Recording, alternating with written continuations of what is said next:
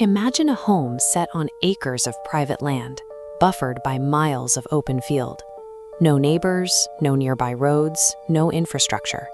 In every direction, there is only the quiet of the dark.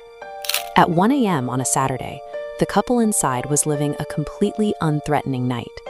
They had finished a quiet dinner and fallen asleep on the couch, surrounded by the deep silence typical of the rural countryside. That silence was shattered by a sound like a massive cargo ship horn.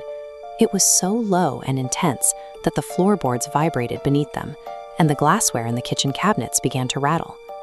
Immediately, a flash of white light flooded through every window. It was brighter than lightning, but there was no storm, no rain, and no following thunder. The shift from absolute stillness to overwhelming sensory chaos was instantaneous. Their isolation, which felt like a luxury an hour earlier, had suddenly become a vulnerability.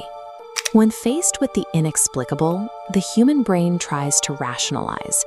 We reach for familiar explanations, a passing truck, a distant transformer, to avoid the weight of what we're actually seeing. To understand why this case remains unexplained, we have to look at the night as a series of data points across 4 categories: auditory, visual, physical, and technological. When these anomalies are measured against logical hypotheses, the standard answers begin to fail. The most obvious starting point is weather. The deep vibration and the flash could suggest a freak storm or a rare atmospheric event. But that theory hits a wall in the backyard. A heavy-duty motion sensor floodlight suddenly triggered. This specific sensor requires the presence of substantial physical mass to activate. It doesn't react to wind or small animals. Simultaneously, the couple heard the sound of multiple voices whispering in an unidentifiable language coming from directly against the exterior walls of the house. Weather systems do not possess physical mass. They do not trigger localized motion sensors, and they do not produce coordinated vocalizations. If the source had physical mass and vocal cords, we have to consider human trespassers. However, the behavioral evidence is wrong. Looking through the window, the couple saw 2 shadowy silhouettes passing by. They described the movement not as walking, but as an unnatural, swaying glide. The threat moved to the side kitchen door. As the couple watched, the locked handle began to rattle violently, as if something was actively trying to force its way inside. At that exact moment, the couple reached for their phones to call for help. Both cellular service and the home's Wi-Fi network went dead at the same time. Standard trespassers do not account for a total communication blackout across 2 separate technologies the moment they approach a door.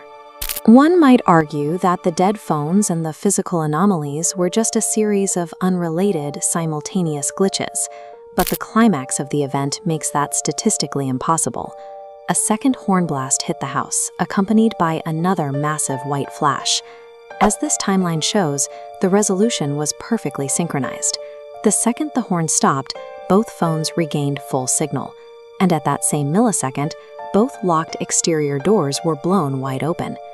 This level of coordination across sound, light, and technology proves we are looking at a singular, aware force rather than a collection of random accidents.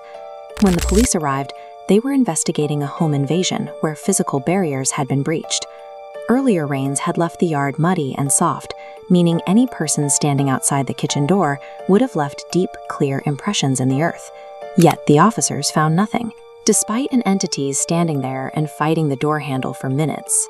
The mud was completely undisturbed. There were no footprints and no trace of a struggle. The couple was left in a forensic vacuum. They had experienced a massive physical event that jammed their electronics and forced their doors, but it left behind no evidence for the authorities to act on. The lasting trauma of extreme isolation is the realization that something life-altering can happen to you in the dark, and yet leave you as the only proof that it ever occurred.